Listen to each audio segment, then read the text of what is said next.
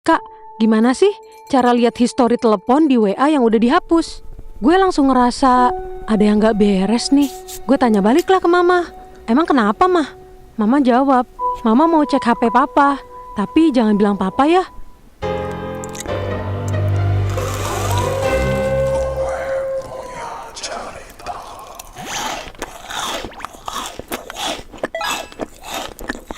Peringatan, animasi ini dibuat dengan tujuan sharing pengalaman pribadi sang pengirim cerita. Dimohon untuk menghargai cerita tanpa menyudutkan beberapa pihak. Selamat menonton.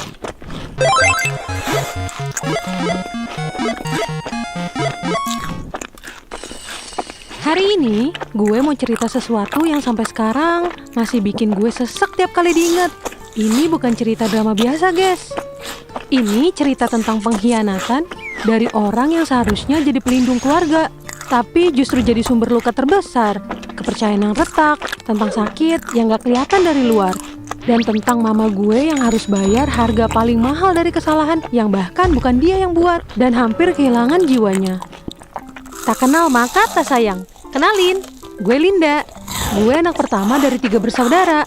Gue asli Cirebon, tapi keluarga gue udah belasan tahun netep di Cikarang. Dari luar, keluarga gue kelihatan baik-baik aja.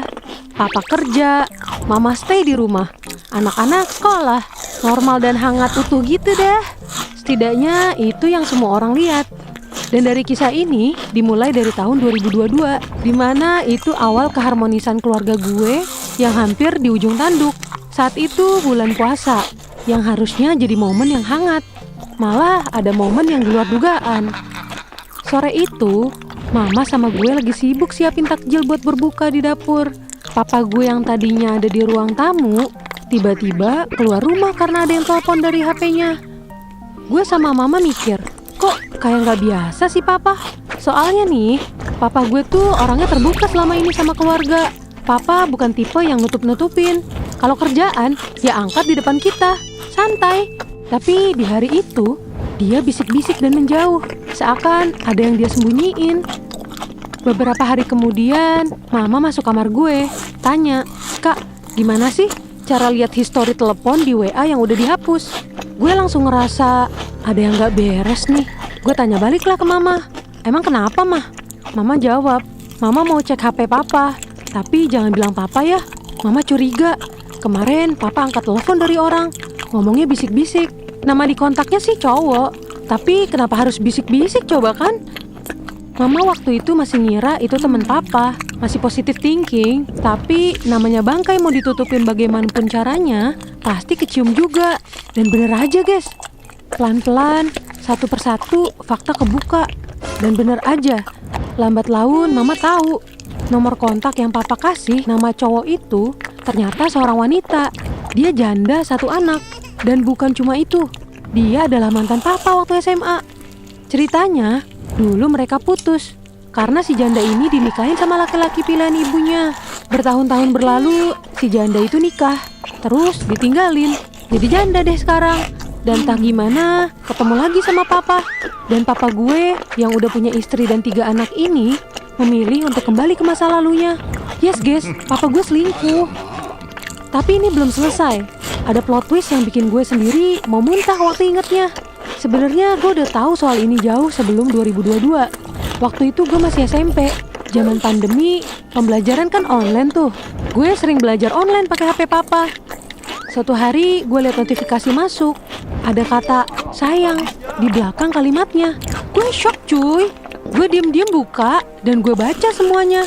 Dan gue, anak SMP yang waktu itu belum ngerti banyak soal dunia, gemeter sendirian sambil nahan napas.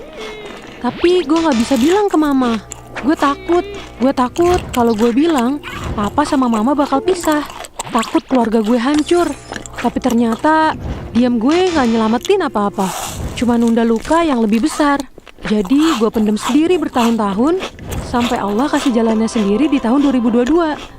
Waktu Mama udah tahu semuanya, gue ceritain juga apa yang pernah gue lihat dulu. Dan gue hampir nangis waktu cerita itu.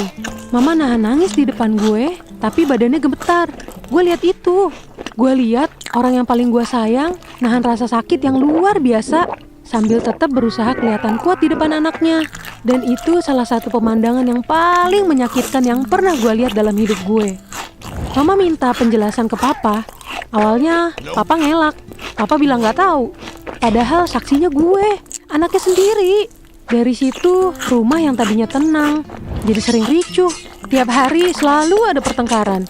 Kadang barang di sekitar jadi ikut korban. Dan gue yang waktu itu masih di rumah, tugasnya cuma satu, nutupin telinga adik gue yang masih kecil, biar dia gak denger semua itu. Gue gak mau dia tumbuh sama memori buruk tentang ortunya. Dan gue gak mau mereka ikut ngerasain trauma yang sama. Bulan demi bulan berlalu, keadaan pelan-pelan membaik.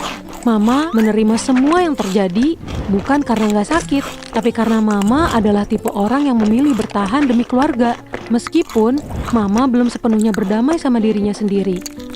Gue yang udah lulus SMK waktu itu dapat kerjaan di Cirebon dan harus ninggalin keluarga di Cikarang. Gue pergi sambil nahan rasa yang gak tenang, tapi gue pikir yang terburuk udah lewat. Pertengahan 2025, gue dapat kabar dari rumah kalau Mama sakit. Badan Mama bengkak, perutnya membesar, divonis penyakit jantung dan ginjal. Tapi yang paling bikin gue panik, dada atas Mama sebelah kanan sakit sampai bikin Mama susah nafas. Gue di Cirebon lagi lembur terus, gak bisa langsung balik. Gue cuma bisa pantau dari jauh. Dan makin hari kabarnya makin gak baik. Mama makin drop, makin susah untuk jalan, bahkan nafas aja jadi perjuangan tiap harinya. Tiap malam gue nangis sendiri di kosan kamar gue, mikirin Mama. Soalnya Mama udah 2 kali masuk rumah sakit selama gue di perantauan. Udah kontrol sana sini, tapi hasilnya selalu beda-beda. Vonis penyakitnya pun gak pernah konsisten. Ke dokter A dibilang jantung, ke dokter B dibilang ginjal. Dan yang bikin gue makin gak tenang, perut Mama tuh makin membesar. Bukan membesar kayak orang yang proses sembuh, tapi membesar kayak ada sesuatu yang gak bisa dijelasin secara medis. Di tengah semua itu, gue baru tahu sesuatu yang bikin gue makin gak habis pikir. Ternyata, Papa punya utang 20 juta ke si janda itu. Edan! 20 juta coy! Sementara selama ini gue sama adik-adik makan seadanya. Kadang cuma sama telur doang. Mama yang berjuang bayar kebutuhan rumah. Dan Papa diam-diam punya utang puluhan juta ke perempuan itu. Waktu Mama minta Papa blokir kontak selingkuhannya itu, si janda itu malah panik dan ngira keluarga kita mau kabur dari hutang itu. Padahal Mama cuma mau dia berhenti bisa hubungin Papa. Udah itu aja. Akhirnya Mama dibawa ke beberapa orang pintar, tapi tetap nggak ada yang bisa nyembuhin. Bahkan suatu malam, Mama kesurupan waktu diobatin. Mama juga mulai sering dengar suara-suara di malam hari.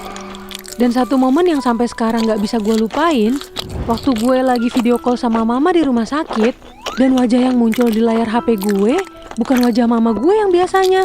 Matanya lebar, bibirnya pucat, wajahnya terlihat kosong, kayak orang jiwanya ada di tempat lain. Gue bahkan sampai lupa sama wajah asli Mama gue sendiri. Gue merinding asli, tapi gue pendem aja. Gue gak mau Mama tahu kalau gue takut, karena gue takut Mama makin drop. Sampai akhirnya ponakan Papa yang juga punya kemampuan lebih lihat Mama dan bilang aura Mama bau bangkai. Beliau saranin Mama dibawa ke gurunya di Cirebon. Dan waktu orang itu nerawang kondisi Mama, dia bilang Mama dibikin oleh seorang perempuan. Cat rumahnya warna coklat, pagarnya hitam, daerahnya disebut. Dan semua detailnya cocok persis sama si janda itu. Orang pintar itu bilang ke Mama kena serangan tingkat tinggi. Dan gue baru tahu si janda itu kerja di Taiwan. Dan yang ngelakuin semua ini adalah ayah sama ibunya yang ada di Cirebon dong. 5 bulan Mama sakit. 5 bulan yang paling berat dalam hidup gue. Selama 5 bulan gue nangisin Mama tiap malam sebelum tidur. Ada satu pertanyaan yang terus-terusan muter di kepala gue. Kenapa harus Mama yang nanggung semua ini? Mama yang gak ngapa-ngapain, Mama yang setia, Mama yang bahkan waktu tahu dikhianati pun masih memilih bertahan demi anak-anaknya. Dan sekarang Mama yang harus sakit. Sedangkan orang yang seharusnya jadi pelindung keluarga malah jadi pintu masuk semua ini. Pelan-pelan, hari demi hari, dan di waktu yang sama, gue kerja keras di Cirebon biar bisa bantu lunasi hutang Papa ke si janda itu. Karena mau gak mau, utang tetap utang dan harus diselesaiin. Hidup gue waktu itu berat banget. Di satu sisi gue harus tetap semangat kerja. Di sisi lain, orang yang paling gue sayang lagi berjuang buat bisa nafas dengan normal. Gue pernah di titik mau nyerah. Nggak tahu memperbaiki hidup ini harus mulai dari mana. Hutang masih ada, mama makin drop. Sedangkan gue jauh. Adik-adik gue di Cikarang butuh sosok kakak yang hadir. Tapi gue bahkan gak bisa pulang. Tapi alhamdulillah Allah masih sayang sama mama gue, sama keluarga gue juga. Sekarang mama udah sembuh guys. Hutang udah lunas. Mama masih dalam proses pemulihan. Tapi udah bisa jalan lagi pelan-pelan. Dan waktu pertama kali gue lihat mama berdiri dan melangkah lagi, gue nangis. Bukan nangis sedih, tapi nangis lega yang selama ini berbulan-bulan gue tahan. Dari semua yang gue dan keluarga gue laluin, ada beberapa hal yang pengen banget gue sampein. Terutama buat para laki-laki yang udah punya keluarga, masa lalu biarlah berlalu. Puber kedua itu nyata, dan itu cuma bakal ngerusak keluarga yang udah susah payah kalian bangun. Anak-anak kalian yang bakal nanggung traumanya, bukan kalian sendiri. Dan buat kalian yang sekarang mungkin lagi jadi anak sulung, yang harus kuat, yang harus nahan biar adik-adik gak tahu sama masalah di rumah, yang harus senyum di luar, padahal hancur banget di dalam. Gue tahu rasanya. Kalian tetap kuat ya, lanjutkan hidup kalian dengan baik. Dan buktiin, kalau punya keluarga harus harmonis ya. Doain mama gue ya Sobat GPC, semoga pemulihannya lancar. Dan semoga keluarga gue terus dalam lindungannya ya. Kalian jangan lupa hubungin keluarga dan bilang kalau kalian sayang sama mereka. Biar kita sama-sama ingetin satu sama lain betapa berharganya orang-orang yang ada di hidup kita. Makasih udah dengerin cerita gue hari ini ya. Sampai jumpa di video GPC lainnya. Bye!